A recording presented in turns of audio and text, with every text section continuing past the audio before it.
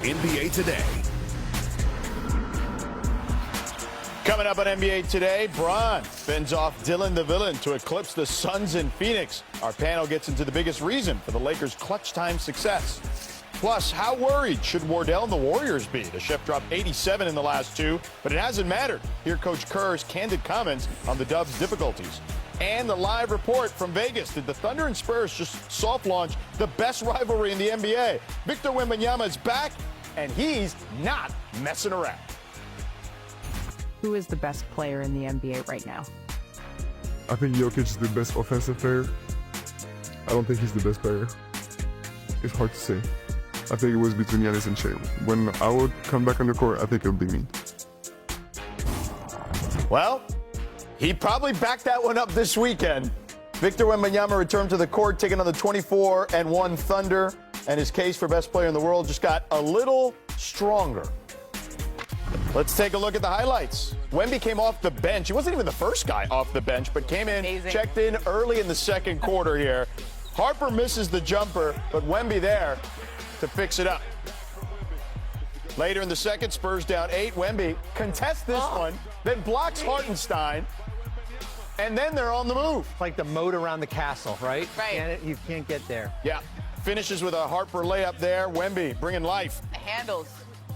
Then Stop it. a deep Stop it. three. How's he going to shoot that out there? Spurs ended the half on a 13-0 run. Wemby had 5-5 and a plus 20 in just 7 minutes of play. Fourth quarter, Spurs up 1. Wemby defending Chet, and he blocks this one. I feel like there was a little extra on that block. Yeah, right. He was trying to angle it down right towards his face. Yeah, I saw that. Couple possessions later, Wemby catches it. Fadeaway over Chet on the baseline. Later in the fourth, Wemby, inbound pass, slams it home. It's a difficult catch. One-handed? Come on. Under 3 minutes to go, Wemby gets ripped by Caruso, but regains it and hits the jumper in his face. Lets Caruso know about it. 8 seconds to go. Chet at the free throw line, trying to keep OKC alive. He misses the free throw. Now watch Wemby. How fired up is he? Got a little Dylan Brooks in him there. Here's SGA and Wemby after the game. Do you anticipate this becoming, maybe the best rivalry in the league? Possibly. Yeah, there's a good chance. They, like you said, are young, really good, have a lot of talent, play the right way. They play good brand of basketball.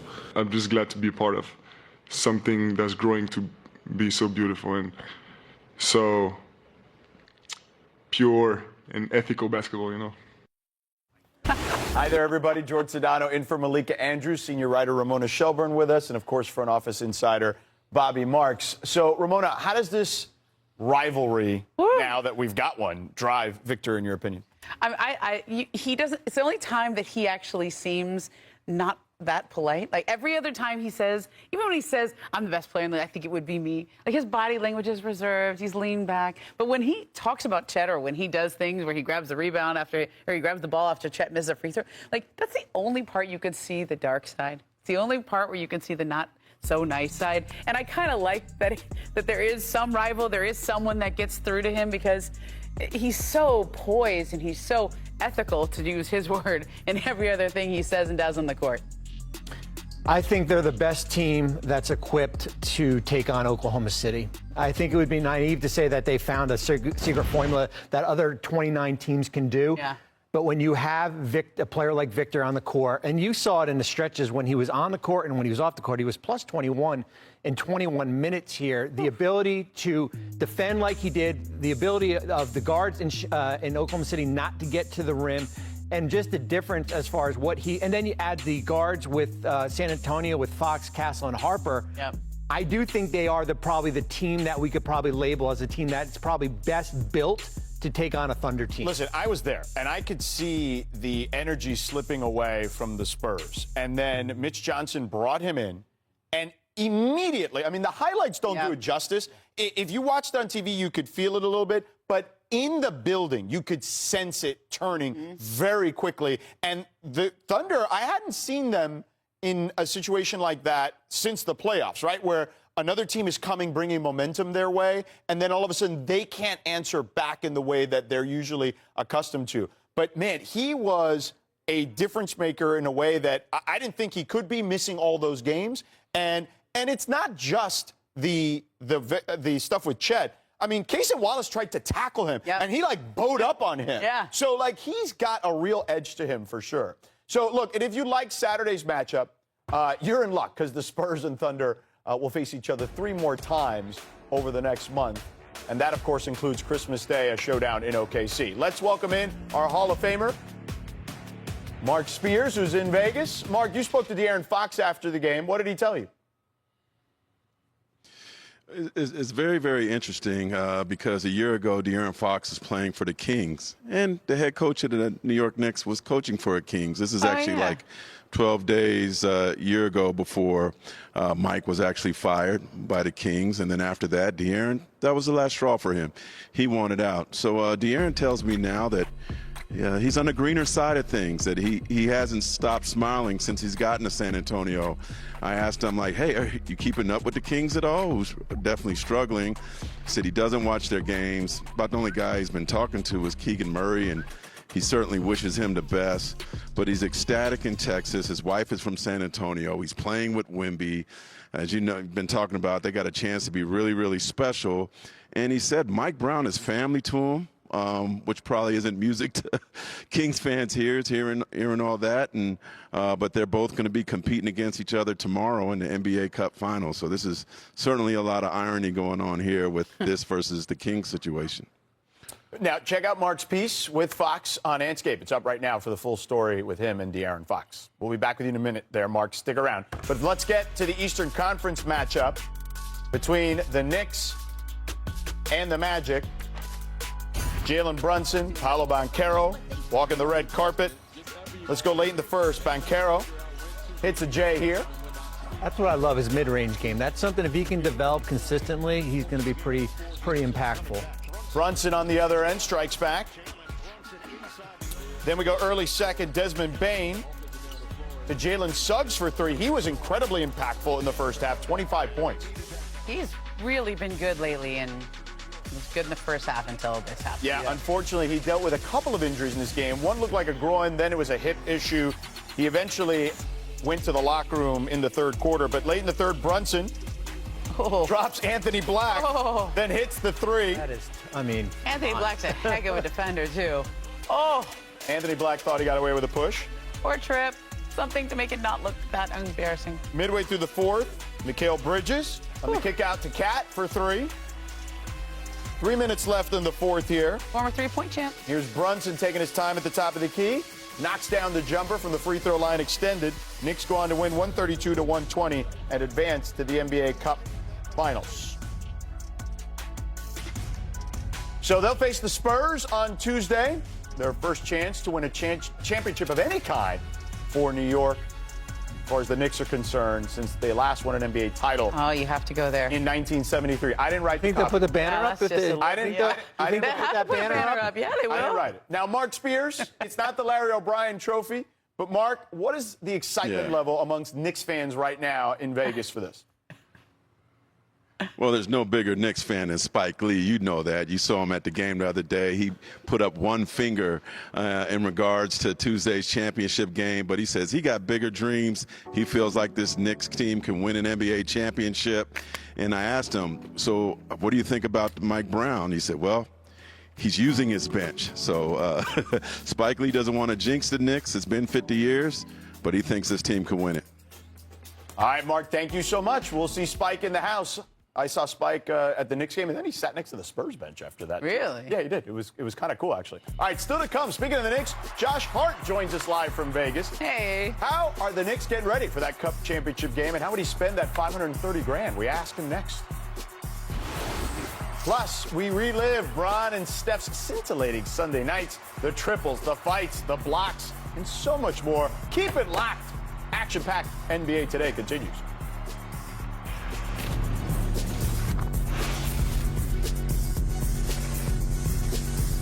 You've earned this, so hold it up high. You don't just give an extra hand. you give your whole heart because it feels good to raise up the community that raised you. You are a fighter, and this is your reward. Modelo, the mark of a fighter. I'll stop the world and melt with you.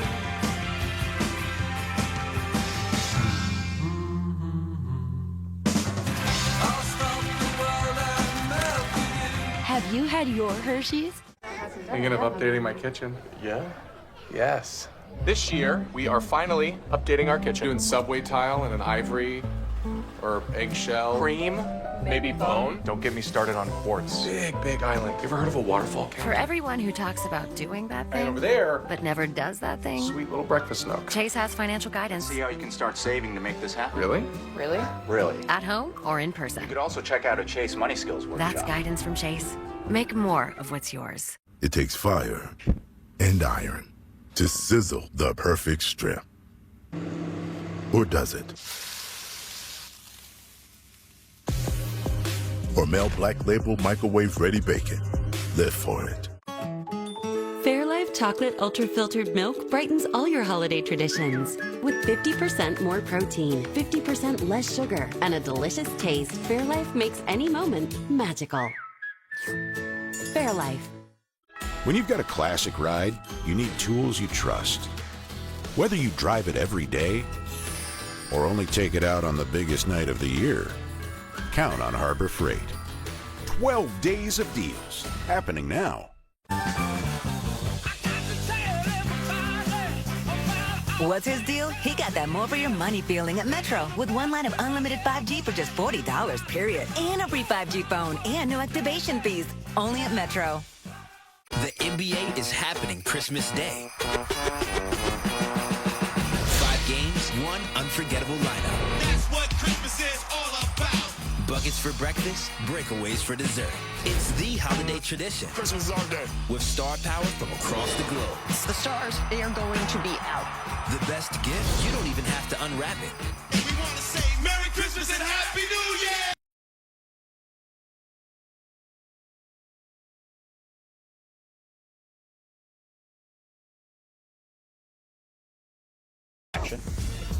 Sunday for the Pels after missing 5 games with a left hip abductor strain. Dropping 18-7 late to give his team the edge over the Bulls, 114-104. Ramona, what should we take from this performance from Zion? Look, they are in a hole and they're trying to dig out, but getting this guy back sooner than they were expecting is a really good sign for them. I thought winning this game against the Bulls, lost 8 out of 9. You got to beat these teams. These are the wins you got to win if you're New Orleans trying to get back into it. All right, let's move on to Charlotte, where they were taking on Cleveland. And they went to Cleveland, and they won an OT behind Brandon Miller, who nailed the tying three-pointer with under 5 seconds left in regulation. Hornets completely shut out the Cavs in OT. Bobby, what's the biggest issue with Cleveland? Well, they certainly have injuries right now with Evan Mobley and Max Strus and Sam Merrill. My concern is with Darius Garland, who's back on the court, still dealing with that injury and working himself back in. 30% from the field, 28% from 3. Just doesn't look like himself right now. Let's move on to the Hawks. They got the win, but the bigger headline might be Jalen Johnson rewriting the Hawks record book with his 4th straight triple-double. Ramona, what's the Hawks ceiling this season?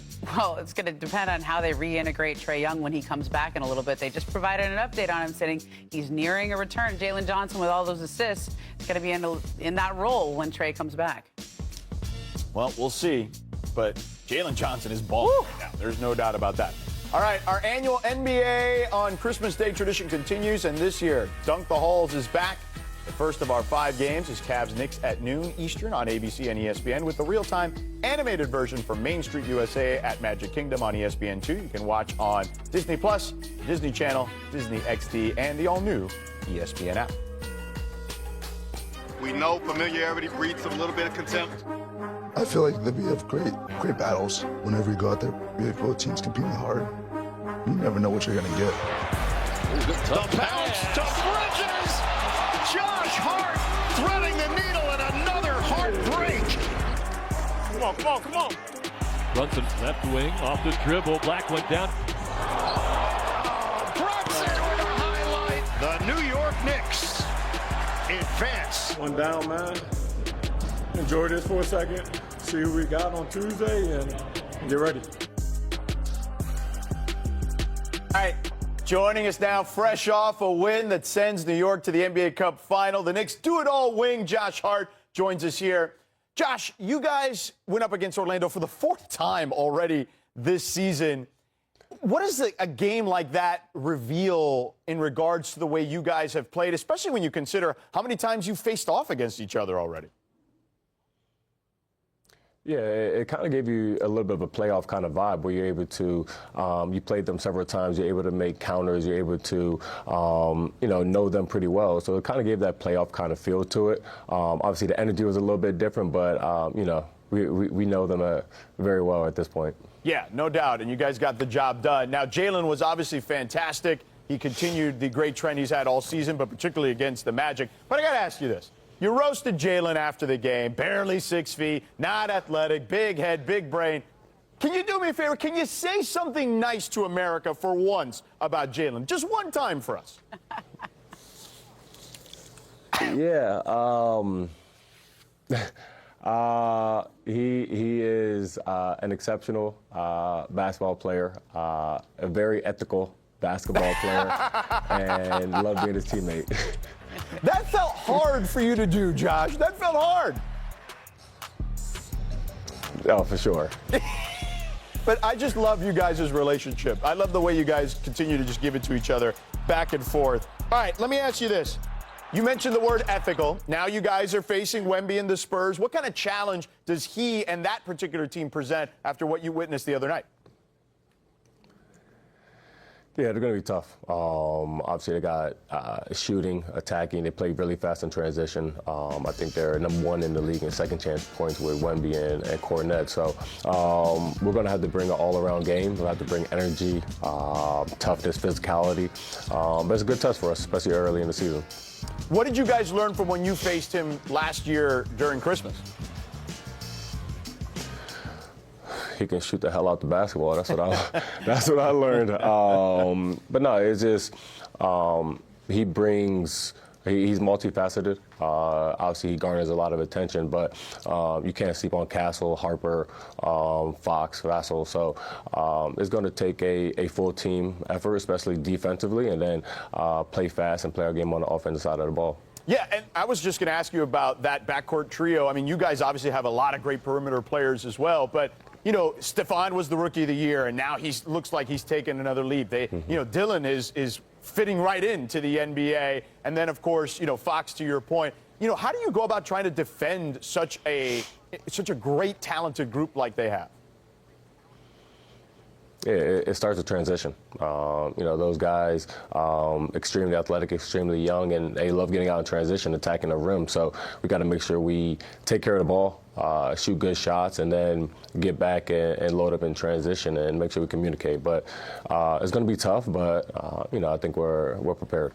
Now, listen, we know the Knicks fans love their team. They love your particular group for sure. And they're loud. We heard them the other night when I was in the building, when you guys were finishing off the Magic the other day. What would it mean to finish this thing off tomorrow night and bring that cup home to New York? It'll be huge. Obviously, whenever you have the ability to win a title or a cup or anything like that, you want to go out and do that. You want to be competitive, and you want to win at the highest level. So, that's something that we want to do. Obviously, there's 530,000 more reasons to do it, but we're a competitive group, and we want to go out there and win. No doubt. And those young guys, particularly the guys on like the two-ways, that extra money, I mean, the money's good for everybody, but those guys for sure. I know you guys always love to play for those guys for sure. Now, let me ask you this, Josh. We've seen a lot of assists from you over the years, but we got a video here. This handoff to Mitchell Robinson on Kids Day might have been your most unique, okay? So let me ask you this. Here it is. Hold on. You're going back in the game now. We're seeing the video. I don't know if you can see it. Got a handoff to Mitch. All right. If you had to go through your list of teammates, where does Mitch rank on the list of babysitters? Yeah, he's definitely at the bottom. I think him, Yabu, Pacome, Mo, all the young guys are at the bottom. I think JB and Kat are probably the top two. Mikal will probably be third. Yeah, I didn't think I was going back in the game on that one. That was definitely my bad. I apologize to Mike after that. But, yeah, nah, Mitch will not be babysitting anytime soon. Okay, well, as long as he takes care of the paint, that's all that matters for you guys for sure. Hey, Josh, thank you so much for the time. Exactly. We will see you tomorrow night in Vegas, buddy. Thank you so much. Take care. Yep. All right, there's Josh Hart. Coming up, did we learn more about the Suns or the Lakers in last night's thrillers? But a full breakdown coming up in just a moment of the King versus the Villain. That's all on deck. Plus, stop me if you've heard this before. Do the Warriors need to find Steph some more help? I've heard that before. We turn to Big Money Bobby to brainstorm on the Dubs and how they can get it done. That's next.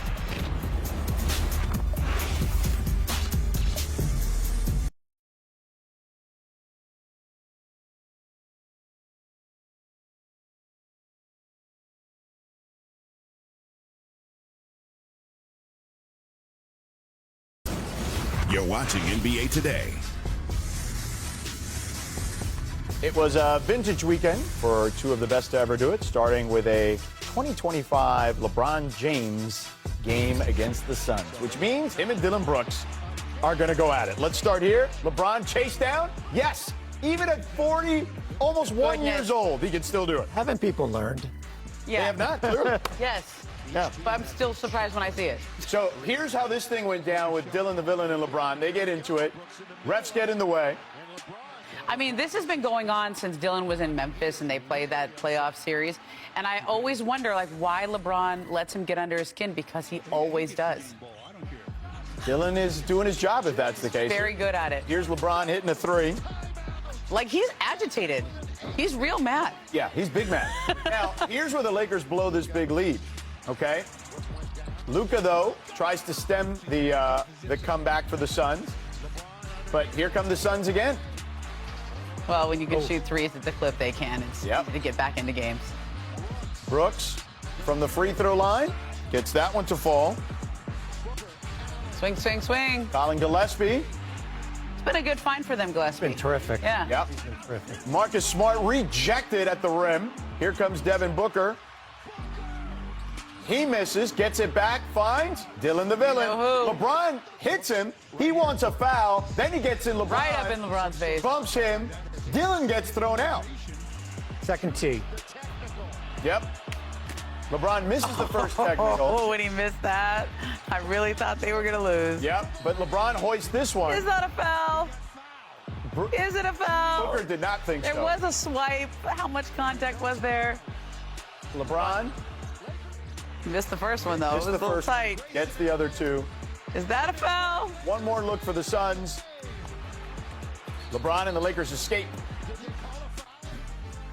They had us looking through today's thread post. Content creator Rush posted, Lakers are now 9-0 this season in clutch games. Which is why they are near the top of the standings. Yeah, fans, don't forget to keep the conversation going on Threads. You can scan the QR code and jump into the conversation. So, Bobby, does the Lakers' record in clutch time pass the eye test? Was that an asterisk next to that Laker number there? Because I thought that game was an asterisk yesterday. Because although we counted as a clutch win, you were outscored 17-5 in the last 4 minutes of this game. You couldn't get a bucket with LeBron and Luka on the court. You had a 99.9% chance of winning when you're up 14, and you're lucky that you did not lose that game here. So I wouldn't, I guess by what the stats say, I guess that's a clutch win. I wouldn't define that as a clutch win. I think they're very fortunate that they were able to win it. They did enough. A lot had to kind of go wrong, but I think you saw the impact that, similar to what we saw Victor on Saturday, the impact of Dylan Brooks to agitate LeBron throughout this game almost cost the Lakers a win there. I mean, I know Dylan gets kicked out of the game. They get a free throw at the end. LeBron misses that free throw. But I think his impact on the Suns can't be understated. Like, he has been everything they needed. They get toughness out of him. They get an edge. They get competitiveness. And the fact that he can still get LeBron this mad and throw. I mean, LeBron played well in this game. This wasn't Dylan throwing him off his game, but he took a lot of energy out of him, and I think he fired up the Suns to get back in this game. Plus, he shot the ball well. I was watching this game on the Lakers broadcast here in L.A., and I thought Stu Lance made a great comment about LeBron and that interaction with the official. He needed to be very careful there because he could have gotten teed up or worse, thrown out of the game in that scenario. All right, of course, we talked about LeBron, but we got to talk about Steph, too. Steph would not be outdone as he returned after missing 5 games with a quad contusion. We start with the game Friday against the Timberwolves. Steph and company coming out. Now watch this pregame. I mean, this is insane. I mean, that's how you tear. That is not AI generated. That is real. Absolutely. Is that a new thing for him in his pregame warm-up? Yeah. Worried about their rotators. I've been there when he's done it twice. Here's oh, my gosh. Curry from 3, of course. And then early the first. Pat Spencer. They swing it. There's Curry again from the top.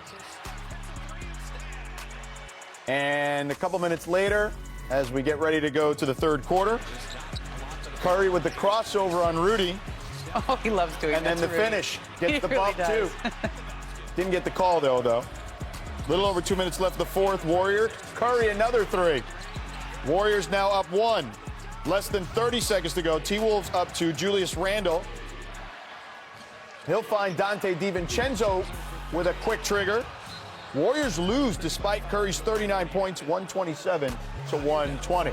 Now let's go to Sunday. Curry and the Warriors facing off against the Trailblazers.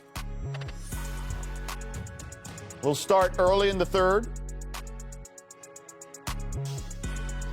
Well, look, Portland is 3-0 against the Warriors this season, and they win games because they force an average of 19 turnovers a game in those. But the one thing they don't do well, they don't shoot well three-point wise. Correct. Yeah, well, Curry continues his flurry in Portland. Here's Curry. Again. I mean, that is amazing. Doesn't matter. Try that at home. Yeah. And look at this deep 3. Like, it's all these deep threes. Look at this one. Halfway between the three-point line and the logo. Anybody else, that's not a good shot. Yeah. It is for him, that's for sure. He's made a living out of that. Now watch this. Curry again. Sidestep. I mean, you know he's coming, but you can't, like every team that game plans against him knows he's coming, but you can't see him because he plays so far behind the defense. Jeremy Grant gets the and one. Blazers would lead after the free throw. Wouldn't look back. Warriors lose 136 to 131. Curry with 48 points, including 12 threes. Here's Steve Kerr, not happy after the game. So we got to find a way to connect the game. That's my job. I'm not doing my job well this year. We're 13-14. We have enough talent to be much better. We're losing all these close games. So I got to find a way to help these guys. Steph went for 48, but he didn't get a lot of help on the offensive end as he scored 3 times as many points as any other Warrior. Bobby, all right, I know we've asked this question before.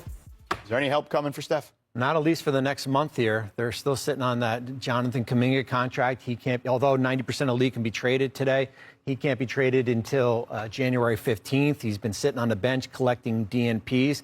The last 2 games, they've given up 127 and 136 points. So you can say certainly offensively, is there something more coming? I look at it defensively as far as cleaning up. They're allowing the 6th most turnovers per game. They allowed a Portland team to shoot 20 of 31 from deep last night here. But right now, they are who they are until they can figure out where the Kuminga situation is going to go. I do think there's things they can do, though. And Jimmy Butler has talked about this with Anthony Slater at several points during the season. When they run their offense, it's this free-flowing, beautiful offense that's designed with Steph Curry in mind. But when Steph goes off the court and Jimmy Butler is now your guy and he's the head of the snake, Jimmy Butler needs to play a totally different game. He needs to play more of an isolation-heavy game. They need to set him up for success. And I think that's what Steve Kerr is talking about there. I like that he owns that. And I actually think there's something they can do there. They just need to play a different style of offense when Steph is not on the court and Jimmy is their front of the screen. I also think they're young guys, and Draymond has kind of alluded to this too, need to play their roles, right? Is that fair to say? Yeah.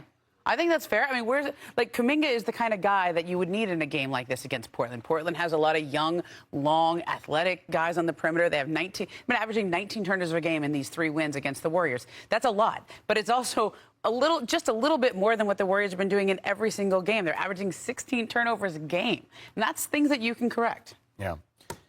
Well, we'll see what happens with the Warriors as we move forward. But on a far more serious note here from the weekend, a mass shooting in Australia and Rhode Island dominated the headlines. On Saturday, 2 students were killed and 9 more were wounded in a mass shooting at Brown University. The investigation is ongoing, but police currently have no suspects in custody. Brown canceled all remaining classes and exams for the semester, telling students they could leave campus. Steve Kerr, whose father was assassinated in Beirut in 1984, spoke pregame Sunday about the shootings.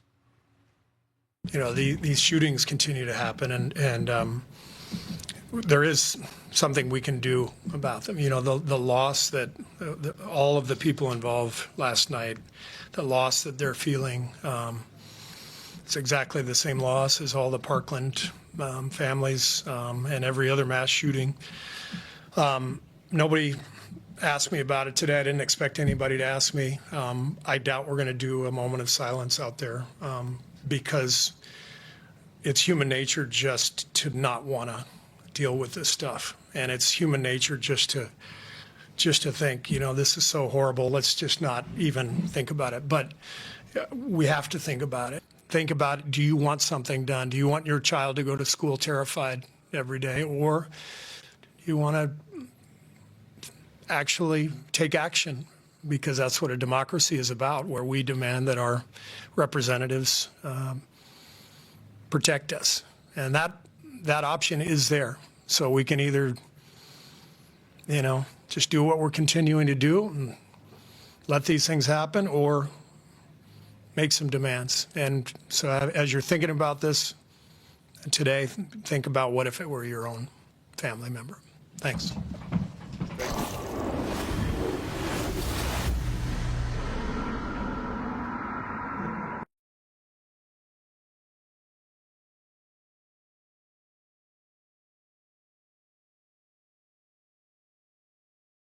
Cup championship is set. The Spurs knocked out the Thunder Saturday and will take on the Knicks Tuesday night in Vegas. And now we welcome in senior NBA writer Tim Bontemps live from Las Vegas. So, Tim, earlier you dropped a piece on ESPN.com on the state of the in-season tournament, the NBA Cup, how much players and coaches around the league have bought into it. How have they bought into it, in your opinion? I mean, look, George, when this tournament got started 3 years ago, the goal of it was to increase attention on the first couple of months of the season. I think that certainly has happened. We have the tournament now in Las Vegas for a 3rd straight year. You have the colorful courts across the league. And I think we've seen across the league, players and coaches have gotten into the idea of trying to go win this championship. I just listened to Jalen Brunson talking about the opportunity to give some of the support staff on the team some extra cash if these guys are able to get a win tomorrow, and even if they come in second, still get a couple $100,000 in prize money. And we've seen players across the league talking about the importance for them to try to give the guys on 2-way contracts or rookie contracts on their team some extra cash for getting through this tournament and winning. I think that was a smart move by the league. And overall, I think we've seen attention and interest in the opening several weeks of the year pick up. And generally, especially coming out of that game Saturday night where you saw 2 high-intensity games between the Knicks and Magic in the first one, and then you were here, George, that Thunder-Spurs game was up there with just about any game we saw this season. There were a lot of people around the league who were quite happy with how that night played out and how this tournament has played out. And really the only thing that's been in question is the amount of excitement that's been about the games being here in Las Vegas. Now, there's always tweaks and stuff, even though the tournament, I think, has been fantastic to watch really in all 3 seasons. But what possible changes could be arriving for the tournament?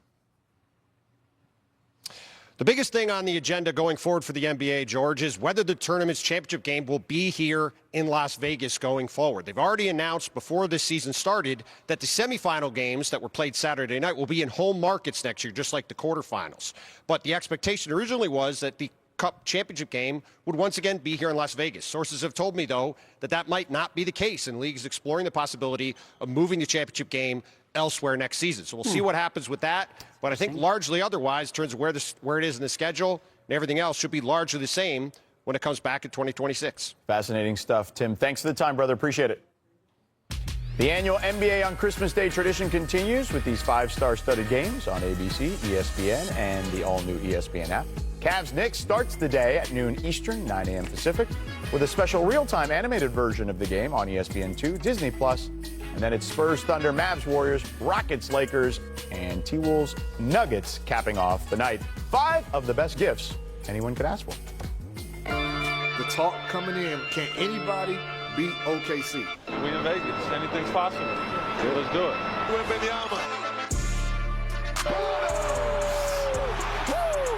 Penny out to Vassell. Great pass. The Spurs are NBA Cup giant killers. All right, we're now joined by the reigning Rookie of the Year, Spurs guard Stephon Castle. I got a chance to speak with him on ESPN Radio in the walk-off interview after the game. Steph, thanks for joining us. So I want to ask you some of the questions I asked you the other night, which was you guys were at a real inflection point in that game early on. Late in the first, early in the second. You're down 16. What were those conversations like when you guys were down to the defending champs that way? I mean, just doing what we were doing. Honestly, we were getting the shots that we wanted. A lot of shots weren't falling for us early, but I think our defensive intensity kept us right where we wanted to be at in that game, and then we started to figure it out. And then, of course, Victor comes in the game, and everything changed really at that point for sure. Things started to tilt in your favor.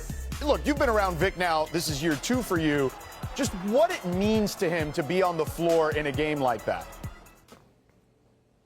Yeah, we say it all the time. We think he's one of the best players in the league. So having him on the court on both ends, it just changed the game for us. There's nobody in the league like him. So to have him in a big game like this definitely helps. And I'm not trying to certainly diminish anything you just said, because clearly he's a game changer, and, you know, he said it himself. He could potentially be the best player in the game. But I'll ask you this. You guys were 9-3 when he was out. And you were out for a significant amount of time in that stretch as well. I believe you missed 10 games during that stretch. What do you think the team learned about themselves during that time? Just how much we need to lean on each other when guys are out. You know, injuries, obviously they're unfortunate, but it plays a big part in some team season. But, I mean, that's no excuse to go in there and have a different mindset coming into any game. So just leaning on each other a lot more and just playing with, supreme confidence. Steph, there were a lot of pundits out there who thought, there's only one ball. You got Fox, you got Castle, you got Harper. But you guys have made this thing work. What can you tell us about the chemistry you guys have been able to form so quickly? Yeah, like I said, when we had talked after the game, I think it's a lot easier to play with guys that you enjoy being with off the court. So just having, that bond off the court, along with the IQ that we have on the court, and just wanting to see each other win, it's a recipe for success. Okay, I got to ask you this. Since you mentioned the bond off the court, I don't know who's in charge of the Ox, but the Vanessa Carlton song. Okay, who thought of that? How did that start? Where did that come from? That's all KJ right there. He has the Ox every game. He tries to get everybody involved, so he got a wide genre with his tunes. Because that song is from like 2002. Were you born yet? I don't think you were born yet, Steph. Nah, I wasn't born yet. I was born in 04. Right, that's what I'm saying. So that's an interesting song that you guys have gravitated to in your pregame routine. So I think it's kind of cool and kind of fun for you guys to have that. Now let's focus on the game at hand, okay? Jalen Brunson, obviously, clearly going to be a focal point for you guys in general, but for you guys in the backcourt specifically, how do you try to slow down someone like Jalen? Yeah, great player. Guys like that, you can't really stop them. So you got to do your best to slow them down. It's not going to be one person to do it. It's going to be a collective effort. But I think we're going to be super prepared. We're going to be ready. And, of course, you win the cup, but then the prize money, too, is kind of nice, $530,000. Your teammate Keldon Johnson said he'd use the money to buy a llama, okay? Now, we know that he's got a big farm and all that stuff. What would you use the money for, Steph? I still don't know. I've been buying Christmas gifts with the winning so far, but, we'll see. We got to get there first.